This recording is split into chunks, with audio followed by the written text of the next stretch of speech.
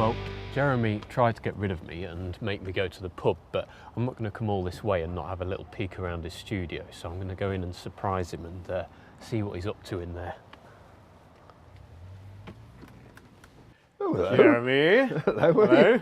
What are you doing here? Well, I know you tried to send me off to get sozzled, but I couldn't come all this way and not have a peek around your studio. You know, it's part of the fun of visiting artists, isn't it? Seeing where they work and what they get up to. So, welcome to my studio. I see you've been tinkering as well. Well, I've just started a little bit of gouache and a bit of watercolour over the top of the gouache for some of these long grasses here, and one or two poppies on the left-hand side, just to that's great. That's really bit. Brought it to life. Well, I think the red just kind of draws your eye into it, so I'm quite happy with that now. It wasn't much, but it's I think it's improved it. Yeah, good morning's work. Yeah. So this is the epicentre.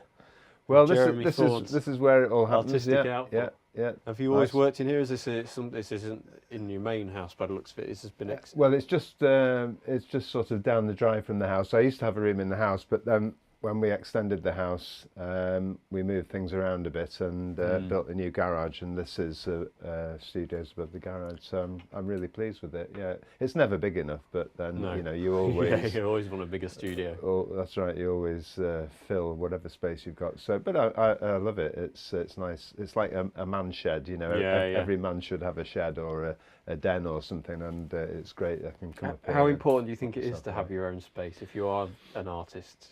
Because you know, a lot of people, you know, maybe watching don't have a sort of dedicated studio. Do you think it's important to be able to find somewhere? Well, I think anywhere that if you can leave all your art stuff up, it makes a big difference. If you can just walk into a room, whatever kind of space it is, if you can leave stuff set up, then you're more likely to do work than if you've got to get everything out. If you think, well, I've only got an hour or so, is it worth getting all this stuff out, and then I've got to pack it all away? And but whereas if you can just walk straight into a room, pick up a brush or a pencil or whatever, then you're more likely to do something. So I know it's not possible for everybody, but if you could just got a little bit of space somewhere that's your dedicated space, it does make such a difference. Lay claim to it and then defend it with your life, whatever happens. Yeah. So you paint in here presumably and work things out, and obviously you write books as well. So does this all happen in here? Most of it in here, yeah. I don't have the computer in here, so when I'm doing my writing, I tend to do that in the house, in the office. All my creative stuff is in here when I'm not out of doors. I love working out of doors more than anything else, but then I'll bring all my ideas back here and then maybe push them in different directions and work out what to do with those. This is really the where all those ideas are refined, and I love it. And can you just come in and get to work straight away? Do you have to kind of ease into it? Do you I usually got to clear up the mayhem from the previous project that I was doing. I'm not the tidiest of people, and there's not as much space as I would like, so I do have to often just clear space before I start the next project. But most of the time, just come straight in and sit down and put the radio on, and away I go. And you're away. Yeah. Brilliant. Well, I know I was going to go for a pint, but I could murder a cup of Yorkshire tea. You can't beat Yorkshire tea, so I know where there's plenty of that. Let's go. Fantastic.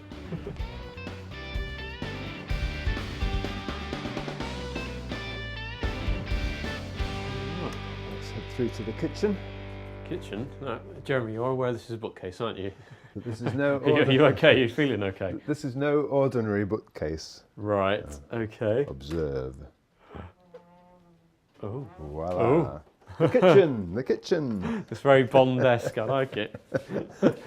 Full of surprises. Full of surprises. It's one of my favourite things about this house. It's just so quirky. You get up to all sorts of mischief with that, couldn't you? I think. Well, it's we've had a bit of fun with that with people who've never seen it before, obviously, and it's a good trick to play on people. Can't beat a secret door.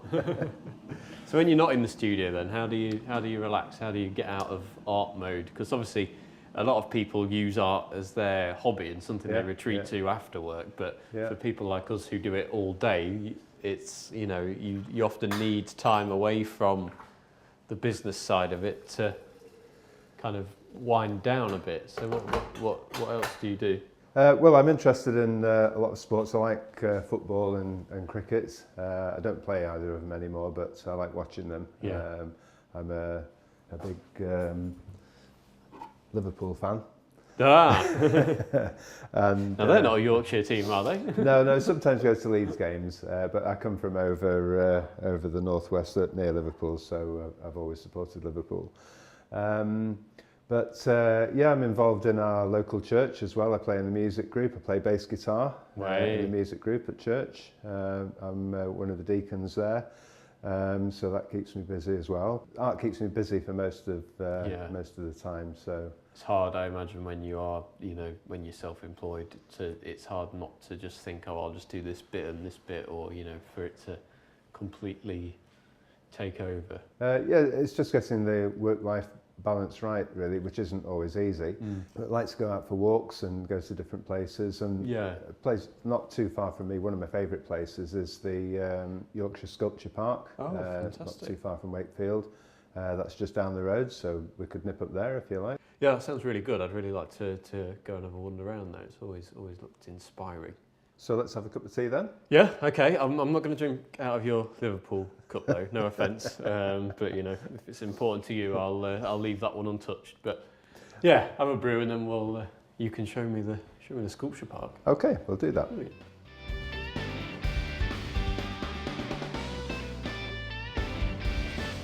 It's just such a wonderful place. Yeah, fantastic spot. Lovely afternoon as well. Wow, look at this tree. Look at the amazing patterns. It's almost like it's been manufactured, these incredible patterns or repetitive patterns. Few names carved in for good measure, but yeah, what a beautiful tree. Well, we're going to meet a lady called Helen who's going to tell us a little bit about the Barbara Hepworth collection here. Okay. So let's go and find her. Brilliant. Hello. Hello. Hi, Fraser, nice to meet you. Hi, and you? Jeremy. Hello, nice to meet you. What can you tell us then about the Barbara Hepworth collection? Well, this is Barbara Hepworth's Family of Man, and it's the last major piece she did before her death in 1975, so it's quite a poignant work, and it's the only place in Europe, the sculpture part, you can see the full family together. And Barbara Hepworth was born in Wakefield in 1903. Yeah. And she campaigned throughout her life for a permanent sculpture park to be established, because she was very keen that her work be seen in the open air where she said it could breathe, and also that people could enjoy it, so it wasn't just in private collections or museums. And it's very poignant and fitting that the sculpture park was founded in 1977, 2 years after her death, that this work should now be displayed here on a very long-term loan from the Hepworth family. So before that, was there anywhere in the UK that showed sculpture en masse like this, or was it generally in galleries or private There spaces? were the Battersea Sculpture Projects after the Second World War, which was an initiative in Battersea Park, which both Moore and Hepworth were part of. And actually the post-war government saw modern sculpture as a social art form, so they were very keen. There were beautiful cartoons and photographs of people having picnics around all the sculptures, so very similar to what Peter set out to achieve here actually.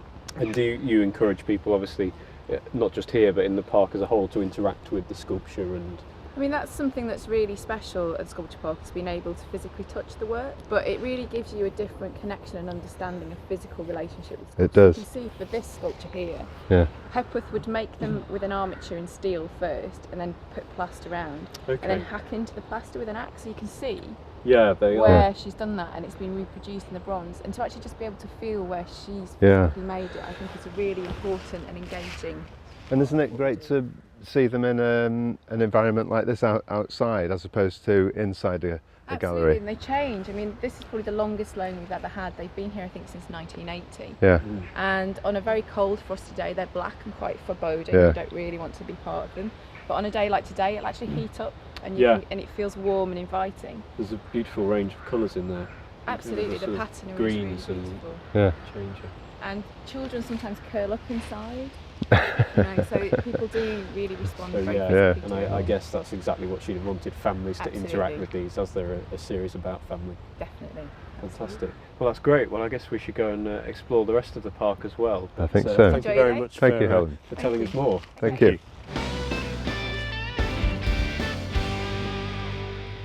Well, it's been a very enjoyable day overall, I think. Yeah, it's been fascinating. We've got a lot done. We've done a nice picture on the lane at Ackworth near Pontefract, and we've got a lot done. It's been a really excellent day. And I've enjoyed looking around the sculpture park here. It's not somewhere I've been before, and it's been been interesting to see sculptures in the landscape like this. It is. It's a lovely, inspirational place. Nice place just to come and relax and just breathe in the fresh air and enjoy the environment. After a hard day's painting. Yeah. Talking of fresh air, we were going to go to the pub earlier and I never made it in the end, did I? So perhaps we should head there and toast the day with a pint. That would be a nice What idea. do you think? Good plan? Excellent idea. All right, let's do it. Okay.